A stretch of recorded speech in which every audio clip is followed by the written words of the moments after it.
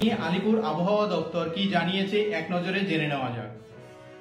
আগামী কয়েকদিন আবহাওয়া এরকম এবং আজকে উত্তরবঙ্গের সবকটা জেলায় অনেক স্থানে বৃষ্টি হওয়ার সম্ভাবনা আছে এবং দক্ষিণবঙ্গের জেলাগুলির পূর্ব দিকের যে জেলাগুলি আছে অর্থাৎ মুর্শিদাবাদ, নদিয়া, 2 চব্বিশ পরগনা, হুগলি, হাওড়া, কলকাতা, পূর্ব মেদিনীপুর, পশ্চিম মেদিনীপুর এই জেলাগুলির কিছু কিছু জায়গায় বৃষ্টি হওয়ার সম্ভাবনা রয়েছে এবং বাকি জেলাগুলিতে দু এক জায়গায় বিক্ষিপ্তভাবে হালকা বৃষ্টি হওয়ার সম্ভাবনা রয়েছে।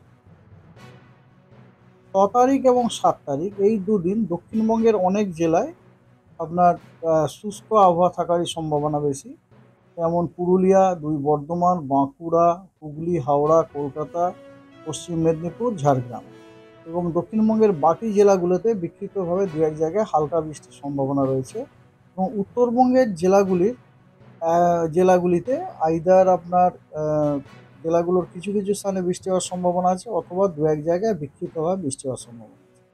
একদম উত্তরের জেলাগুলোতে আপনার কিছু কিছু স্থানে বৃষ্টির সম্ভাবনা রয়েছে। এটা হলো 6 এবং 7 তারিখ।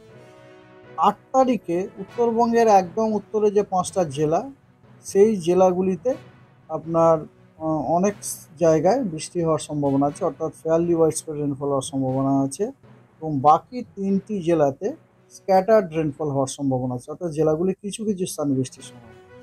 আর দক্ষিণবঙ্গের সবকটি জেলাতে দু এক জায়গায় বিক্ষিপ্তভাবে হালকা বৃষ্টির সম্ভাবনা রয়েছে 8 তারিখে। 9 তারিখে দক্ষিণবঙ্গের সব জেলায় আপনার বিক্ষিপ্তভাবে দু এক জায়গায় হালকা বৃষ্টির সম্ভাবনা রয়েছে। উত্তরবঙ্গেরও উত্তর দিনাজপুর, দক্ষিণ দিনাজপুর, মালদা ওই 3 জায়গাতে বিক্ষিপ্তভাবে দু এক জায়গায় হালকা বৃষ্টির সম্ভাবনা রয়েছে এবং উত্তরবঙ্গের বাকি 5 জেলাতে কিছু কিছু জায়গায় বৃষ্টির সম্ভাবনা রয়েছে 9 তারিখে। আর 10 তারিখে উত্তরবঙ্গের কেবলমাত্র দার্জিলিং, জলপাইগুড়ি, কালিম্পং, আলিপুরদুয়ার, কোচবিহার এই 5টি জেলাতে ফেয়ারলি ওয়াইডস্প্রেড রেনের সম্ভাবনা আছে, অর্থাৎ এই জেলাগুলির অনেক জায়গায় বৃষ্টির সম্ভাবনা রয়েছে। আর বাকি সমস্ত জেলা ইনক্লুডিং দক্ষিণবঙ্গের সব জেলায় দু এক জায়গায় বিক্ষিপ্তভাবে হালকা বৃষ্টির সম্ভাবনা রয়েছে। এবারে আসা যাক ওয়ার্নিংয়ে।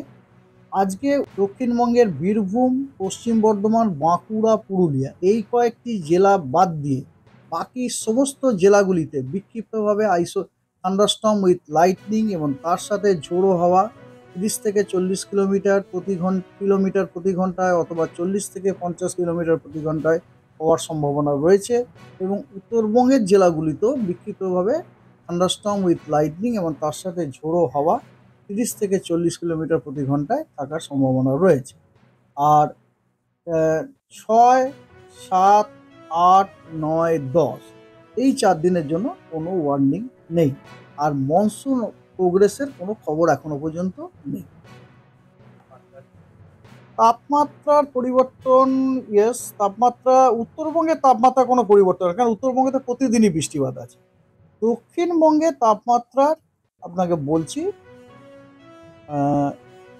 দক্ষিণবঙ্গের তাপমাত্রা আপনার যেহেতু এই কালকে বৃষ্টিটা হয়ে গেল প্রায় সব জায়গাতেই এবং আজকেও অনেক জায়গাতে হওয়ার কথা আছে, তো আবার তাপমাত্রা একটু পড়ে যাওয়ার সম্ভাবনা, কমে যাওয়ার সম্ভাবনা আছে 2 থেকে 3 ডিগ্রি এবং এটা কিন্তু দুদিন কমে যাওয়ার সম্ভাবনা আছে এবং তারপরে কিন্তু আবার বেড়ে যাওয়ার সম্ভাবনা আছে 3 থেকে 4 ডিগ্রি। কারণ আপনাদের আমি বললাম না যে প্রথম 3 দিন এই থান্ডারস্টর্ম লাইটনিং এগুলো হচ্ছে, তারপরে আর কিন্তু কোনো থান্ডারস্টর্ম লাইটনিং কিছু হচ্ছে না।